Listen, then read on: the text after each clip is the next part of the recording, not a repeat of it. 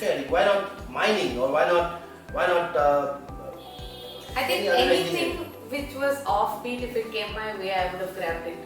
But then the additional good thing about this particular course was that we also had the fully sponsored program and an employment immediately after course.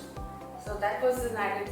It was just, I thought about the Titanic at that time. That's all I knew about shipping and nothing else. Well, we don't want to think about the Titanic, that's not a very good example that we want to set us. But you said something just now. You said you wanted to choose something, anything offbeat. So, is this a trend with you? Do you search for offbeat things, or when you were growing up, are you? I search for challenges, and seeking challenges has been a habit more than anything else. It's a habit. It keeps me alive, up and running. Fantastic. And so, tell us about your journey. I mean, you thought of joining the seafaring. So, how did you end up becoming a pilot? So I say this often that when you go to a place, you always look for a leader. You look up to somebody, and then when I went on boat ships, the master was the person whom I was looking up to. Now, over time, after say about a couple of years of sailing around the world, I see that the master seeks an advice from at every port from a pilot who's an external bridge team member.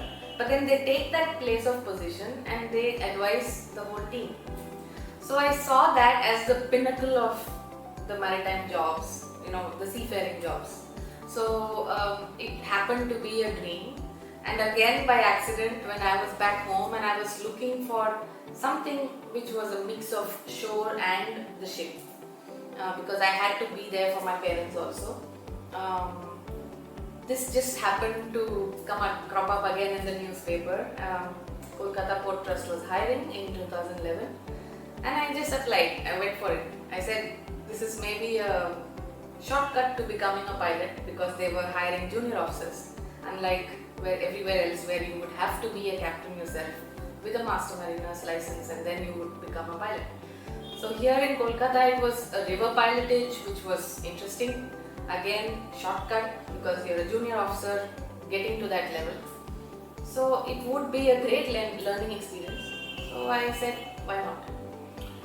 Wow. So Reshma, you must be already used to the whole world watching you speak, and you're invited to international forums to speak. And suddenly, I remember a few years back, when I saw Reshma Nilofer, India's first ever marine pilot, I was like, wow! I mean, this is what achievement is. So it must have been euphoric for you.